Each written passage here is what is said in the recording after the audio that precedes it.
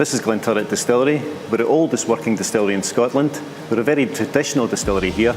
We have just 5 pairs of hands that create the whisky from grain to spirit. Okay, this is our grist box. The first part of the process is milling. What we need to do is we grind the malt down to 3 constituents. We have the husk, the grits and the flour. It's very important we get this exactly right. This will help us extract all the sugar and all the enzymes in the mash tun. So this is our mill. It's an old Porteous mill. It's over 100 years old. Fantastic piece of equipment.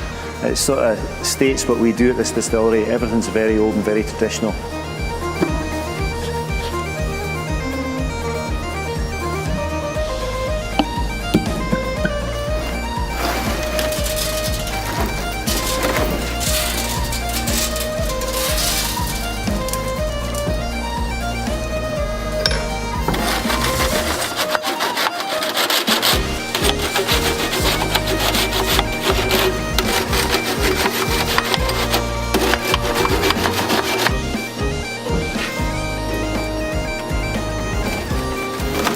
We have a gentleman who comes here once a year and gives it a full service.